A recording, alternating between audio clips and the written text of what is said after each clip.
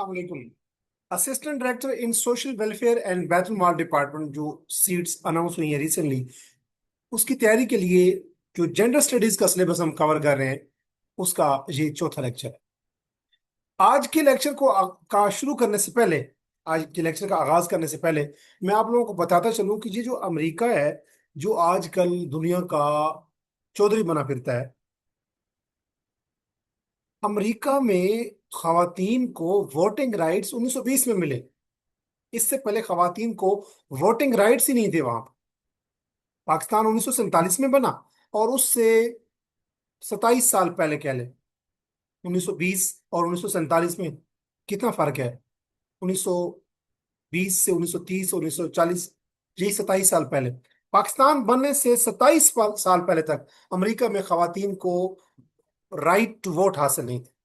लेकिन आप सोचें कि दुनिया में रियासतें कैसे तरक्की हासिल करती हैं। 1947 में, 1920 में जिस मुल्क में खवातीन को पहली मर्तबा वोटिंग राइट मिला, आज वो दुनिया का अब्बा बना फिरता है, चौधरी बना फिरता है। और दुनिया की सारी ताकतें, इकोनॉमिक फोर्सेस कह ले, वो उसके हाथ में है। और दुनिया का बहुत बड़ा इकोनॉमिक जायंट भी है, दुनिया का बहुत बड़ा, आप कह सकते हैं, जियो पोलिटिकल स्ट्रेटेजिक पार्टनर भी है दुनिया का। एडवांस कंट्रीज में सर फहरिस्त है। और दुनिया, अब जो वेस्टर्न जितनी पॉलिसीज है इकोनॉमिक, और ईस्टर्न जो पॉलिसीज है, उनके ऊपर उसका बड़ा मजबूत हाथ है। खैर, अब कमजोर होता जा रहा है उसका हाथ, क्योंकि चाइना जो है उसका अमर्जिंग, चाइना एक अमर्जिंग एशियन टाइगर है। और 2030 तक चांसेस हैं कि दुनिया का कनेक्शन के ऊपर जो चाइना है वो अमेरिका के मुकाबले में जीडीपी के लिहाज से आगे बढ़ जाएगा। खैर, ये तो एक जनरल सी बात थी। हम बात करते हैं कि आज के लेक्चर के अंदर हम जेंडर स्टडीज का कौन सा लेक्चर, कौन सा टॉपिक देखेंगे। सबसे पहले हम देखेंगे आज के जो टॉपिक्स मैं वो बता दूं आपको। टॉपिक्स में कवर करूंगा feminist movements in the west, ये हमारा टॉपिक है।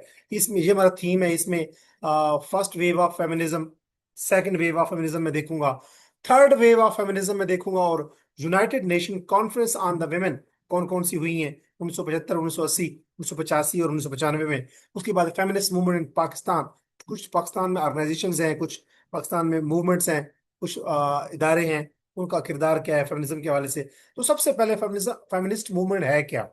फेमिनिस्ट मूवमेंट ये है कि ये ऑर्गेनाइज्ड कलेक्टिव एफर्ट्स होती हैं, खवातीन करती हैं। और खवातीन के जितने सपोर्टर्स होते हैं मेल, वो भी करते हैं।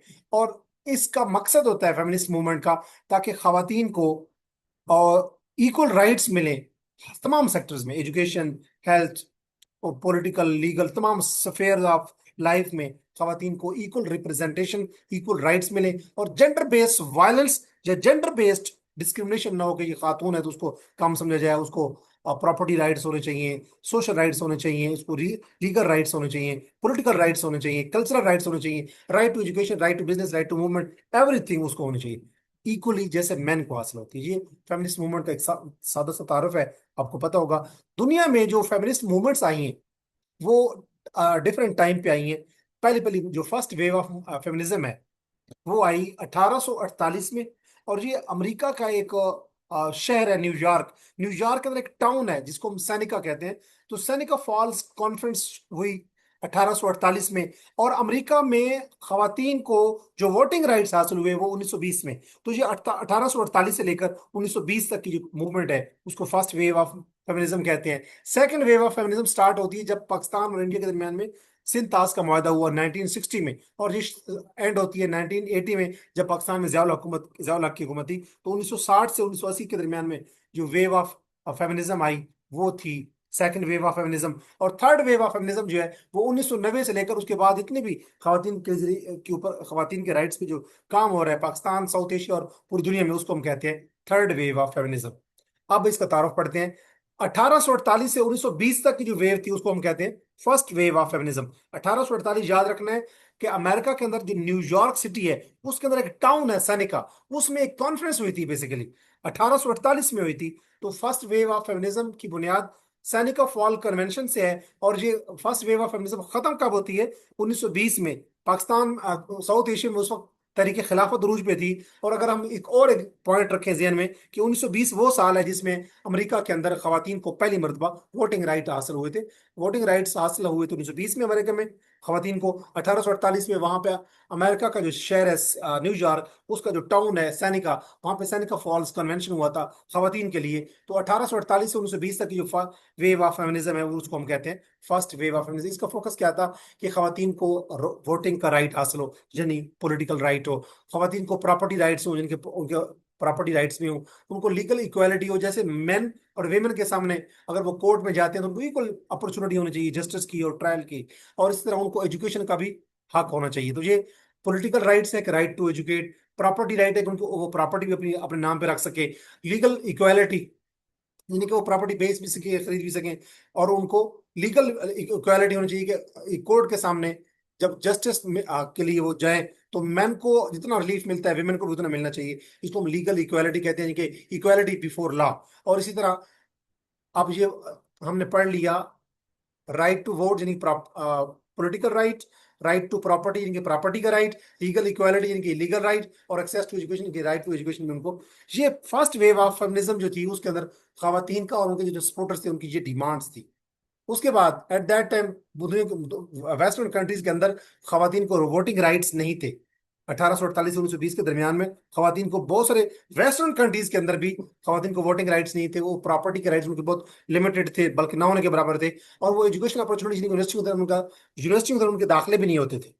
तो फर्स्ट वेव ऑफ फेमिनिज्म के अंदर 1848 से 1920 तक यही राइट्स आए कि हमें खवातीन को वोटिंग राइट हो, इनकी पॉलिटिकल राइट हो, प्रॉपर्टी को अपने नाम पे ले सके, इसी तरह राइट टू एजुकेशन हो, इसके अलावा लॉ इक्वालिटी बिफोर लॉ हो। इस तरह जो एक्टिविस्ट थे, फेमिनिस्ट जो थे, खवातीन और मर्द जितने भी थे, उन्होंने खवातीन के लिए पॉलिटिकल और लीगल और इसी तरह एजुकेशनल और ये राइट हासिल करने की कोशिश की। हिस्टोरिकल बैकग्राउंड ये है कि अमेरिका के अंदर जैसे मैंने बताया कि न्यूयॉर्क का जो सिटी है उसमें का एक टाउन है सैनिका फॉल, वहां पे कन्वेंशन हुआ खवातीन के लिए जो साल 1848 में हुआ। वहीं से first wave of feminism start होती है। और इसने खवातीन के लिए इक्वल सिटीजनशिप राइट्स मांगे कि अमेरिका के अंदर खवातीन को भी रहने का मतलब है प्रॉपर्टी राइट्स, उनको रहने का उतना ही हक होना चाहिए जैसे मर्द हजरात अपने नाम पे प्रॉपर्टी लेके वहां पे सिटीजनशिप लेते हैं। 1848 से 1920 के दरमियान में खवातीन को राइट्स प्रॉपर्टी की जब थे नहीं, जब बहुत कम थे, वो अपने नाम पे प्रॉपर्टी नहीं रख सकती थी। वो अपने साथ जो उनका मेल पार्टनर होता था, भाई वालिद जो भी है, उसके नाम पे प्रॉपर्टी होती थी। तो फिर 1848 से 1920 के दरमियान में जो फर्स्ट वेव ऑफ फेमिनिज्म थी उसने यही डिमांड किया कि खवातीन को एजुकेशनल राइट्स हो, प्रॉपर्टी के राइट्स हो, पॉलिटिकल राइट्स हो, और इस तरीके से इक्वालिटी बिफोर लॉ हो। अब अचीवमेंट्स क्या हुई? राइट टू वोट मिल गया अमेरिका के अंदर खवातीन को, कब मिला? 1920 में। उसके बाद लीगल रिफॉर्म्स हुई कि खवातीन को भी उतना ही लीगल प्रोटेक्शंस और लीगल गारंटीज और श्योरिटीज मिले। उसके बाद खवातीन को यूनिवर्सिटी में दाखिला, यूनिवर्सिटियों ने दाखिले कर लिए, ओपन कर लिए खवातीन के लिए यूनिवर्सिटियों ने। और लिमिटेशन ये है कि जो फर्स्ट वेव ऑफ फेमिनिज्म है ये सिर्फ चिट्टी चमड़ी वाली यानी कि गोरी चमड़ी वाली वाइट विमेन जो थी, जो मिडिल क्लास थी, उनके ऊपर फोकस करती थी। सफेद चमड़ी वाली यानी कि आप कह सकते हैं कि वाइट स्किन या वाइट कॉम्प्लेक्शन की जो मिडिल क्लास वेमेन थी उनके ऊपर इसका फोकस था। वाइट अपना फर्स्ट वेव ऑफ फेमिनिज्म का।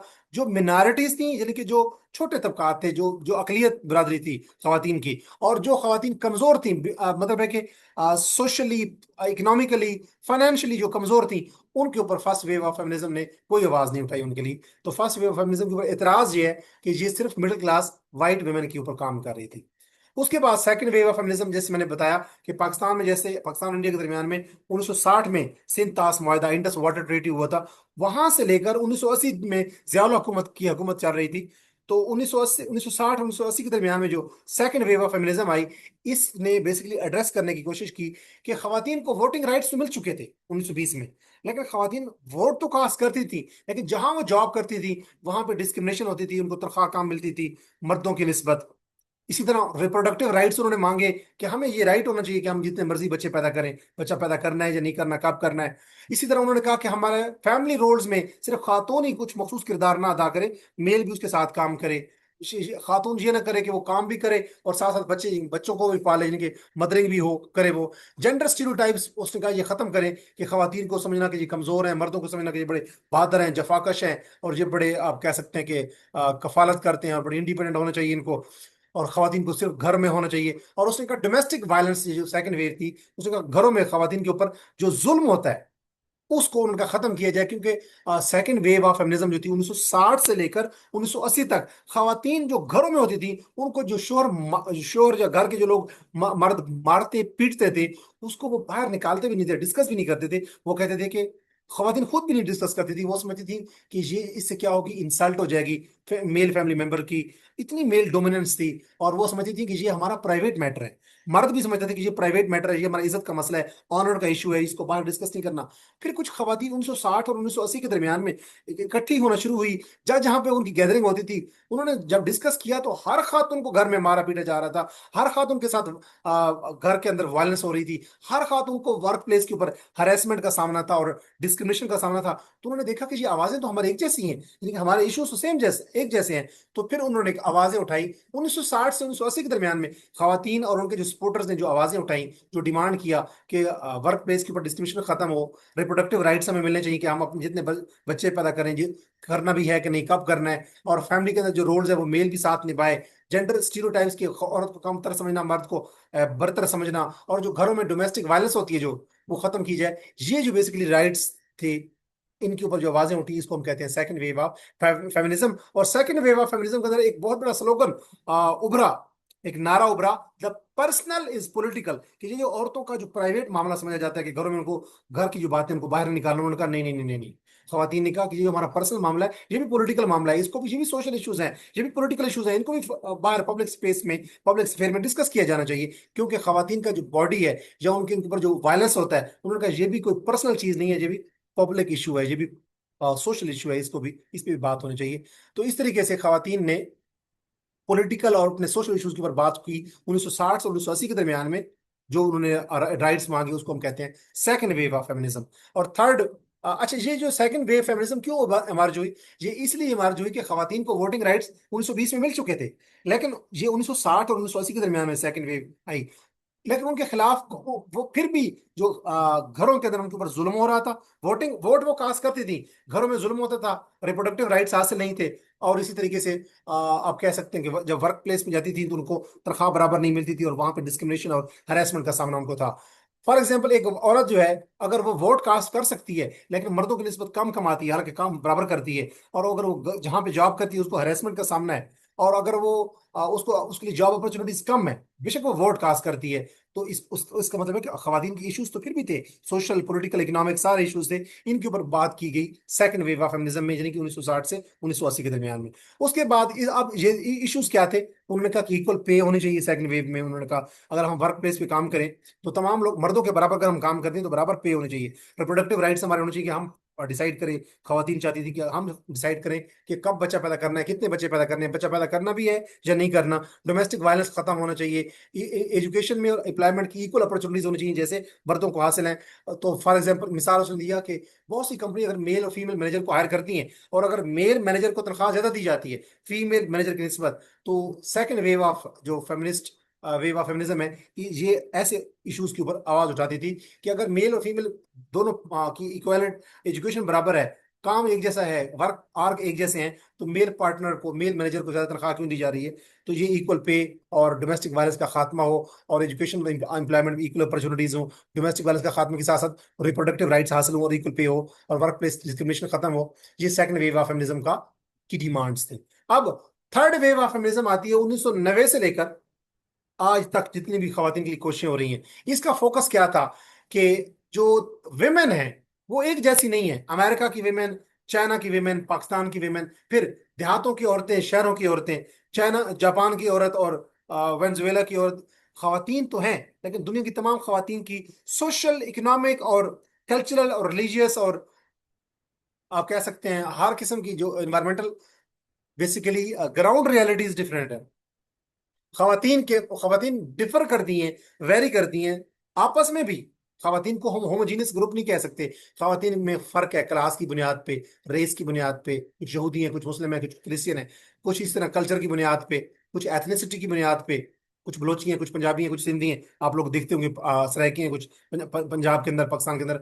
और नेशनैलिटी की बुनियाद पे कुछ लोग पाकिस्तानी हैं, कुछ कुछ खवातीन इंडियन है, कुछ खवातीन बांग्लादेशी हैं, कुछ नेपाली हैं, कुछ न्यूजीलैंड की हैं, कुछ ऑस्ट्रेलियन है, कुछ अमेरिकन है। अब खवातीन में भी फर्क है। इसलिए उन्होंने कहा कि जो थर्ड वेव ऑफ फेमिनिज्म है, इसने बेसिकली बात की डाइवर्सिटी की, कि खवातीन की डिफरेंट आइडेंटिटीज हैं, खवातीन के डिफरेंट क्लासेस हैं, खवातीन डिफरेंट कल्चर से बिलोंग करती हैं, डिफरेंट रेसेस, रिलीजन, सेक्ट का और एथनिसिटी और नेशनैलिटी से बिलोंग करती है। तो खवातीन की social, political, economic ground realities different है, वो जो रोल निभा रही है वो डिफरेंट है, इसलिए उनकी ट्रीटमेंट भी डिफरेंट होनी चाहिए। ये नहीं है कि एक औरत जो है वो अगर लेक्चरर या प्रोफेसर या डॉक्टर है, उसको भी वैसे ही सहूलियात दी जानी चाहिए जो एक खातून घरों में काम करती है और अनपढ़ है और वो खेतों में काम करती है। तो अब खेतों वाली औरत जो है वो ये नहीं कह सकती कि मुझे भी उतने ही गवर्नमेंट जो है वो राइट्स दे जितना कि एक औरत जो डॉक्टर, प्रोफेसर, जो पीएचडी है।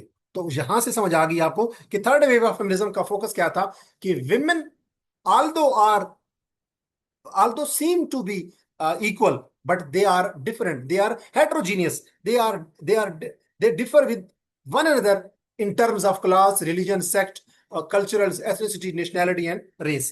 तो इनकी इसको हम डाइवर्सिटी कहते हैं। तो कॉन्सेप्ट ऑफ डाइवर्सिटी ये था कि अगर एक अमीर तरीन शहरी औरत है और एक गरीब तरीन देहाती औरत है, उनके उनको डिफरेंट चैलेंजेस का सामना होगा, लिहाजा उनके जो सॉल्यूशंस हैं वो भी डिफरेंट होने चाहिए। तो इसके बाद एक कॉन्सेप्ट तो ये था डाइवर्सिटी का। दूसरा इंटरसेक्शनैलिटी का कॉन्सेप्ट मैं पिछले 3 लेक्चर में समझा चुका हूँ। इंटरसेक्शनैलिटी का बुनियादी कॉन्सेप्ट ये है कि अगर मैं, फॉर एग्जांपल, मेरा नाम अजमल खान है, तो मेरा सिर्फ नाम ही मेरी पहचान नहीं है, मेरा जेंडर, मेरा रिलीजन, मेरी इकोनॉमिक स्टेटस, मेरी फिजिक, मेरी मेरी मेरी आप कह सकते हैं मेरा कल्चर क्या है, मेरी रेस क्या है, मेरी एथनिसिटी क्या है, और मैं किस एथनिसिटी से बिलोंग करता हूँ, सराइकी हूँ, पंजाबी हूँ, सिंधी हूँ, बलोची हूँ, क्या हूँ, पख्तून हूँ, या इसी तरह मेरी रेस क्या है, इसी तरह साथ साथ मेरी लोकेशन कहाँ पे है, मैं देहाती हूँ, शहरी हूँ, कहाँ पे, किस मुल्क का बाशिंदा हूँ। तो ये मैं बहुत सारी चीजें मिलके, बहुत सारे मेरे बॉडी के डायमेंशंस, बहुत सारी वैल्यूज मिलके एक बनाती हैं Ajmal. Ajmal is not the name of one value, Ajmal is a name of different and diverse values which when combine with each other for Ajmal. तो इसको हम कहते हैं इंटरसेक्शनैलिटी। अब इंटरसेक्शनैलिटी की बुनियाद पे एक कॉन्सेप्ट ये भी है इंटरसेक्शनैलिटी का, कि अगर मैं हूं तो मुझे डिफरेंट किस्म के, जैसे मेरी वैल्यूज डिफरेंट है, बहुत सी डिफरेंट वैल्यूज मिलके, कहीं पे मैं वालिद हूँ, कहीं पे मैं भाई हूँ, कहीं पे मैं बेटा हूँ, कहीं पे मैं उस्ताद हूँ, कहीं पे मैं शागिर्द हूँ, कहीं पे मैं सीनियर हूँ, कहीं पे मैं जूनियर हूँ, कहीं पे मैं, कुछ लोगों के लिए मैं अमीर हूँ, कुछ लोगों के लिए मैं गरीब हूँ, कहीं पे कुछ लोगों के लिए मैं बहुत अच्छा मुसलमान हूँ, कुछ लोगों के मुताबिक मैं गैर मुस्लिम हूँ, हो सकता है अल्लाह पाक माफ करे, कुछ लोग वो कह सकते हैं कि नहीं नहीं, जैसे हम पाकिस्तान के एथनिक वो है, फिरकावारियत है। तो कहने का मतलब ये है, अल्लाह पाक माफ करे, हम सब मुस्लिम हैं। तो अगर मेरे साथ डिस्क्रिमिनेशन होगी या मुझे डिस्क्रिमिनेशन का सामना होगा, तो वो डिफरेंट एंगल्स की वजह से। कुछ लोग मेरी जुबान सराइकी है, मेरा मजहब इस्लाम है, मेरी एथनिसिटी ये है कि मैं सराइकी हूँ, इसी तरह मैं शहर में रहता हूँ, इसी तरह मेरी जुबान उर्दू भी है साथ, इसी तरह मैं मेरा इकोनॉमिक स्टेटस क्या है। तो मुझे डिफरेंट ग्राउंड्स के ऊपर डिस्क्रिमिनेशन का सामना करना पड़ सकता है। लिहाजा इंटरसेक्शनलिटी का कॉन्सेप्ट ये है कि एक पर्सन को डिस्क्रिमिनेशन का सामना करना पड़ सकता है थ्रू मल्टीपल फैक्टर्स, साइमल्टेनियसली, एक ही वक्त में, मल्टीपल ग्राउंड्स की बुनियाद पे, मल्टीपल फ्रंट्स पे एक बंदे को डिस्क्रिमिनेशन का सामना करना पड़ता है। इसको हम कहते हैं इंटरसेक्शनैलिटी। मिसाल के तौर पे एक औरत है, देहात से ताल्लुक रखती है, तो उसको किस किस बुनियाद पर डिस्क्रिमिनेशन का सामना करना पड़ सकता है। एक औरत है और गरीब है और देहात से ताल्लुक रखती है, तो पहले तो यह है कि उसको जेंडर की बुनियाद पर लोग उसको डिस्क्रिमिनेट करेंगे कि ये औरत है, मर्द नहीं है। तो औरत को जिस अंदाज में देखते हैं हमारी सोसाइटी में, आप जानते हैं, अच्छा औरत है ठीक है। दूसरा वो गरीब है, अच्छा जो गरीब है, अमीर नहीं। और तीसरा देहात की है, ओके। तो ये आप उसको बैक वक्त तीन फ्रंट्स,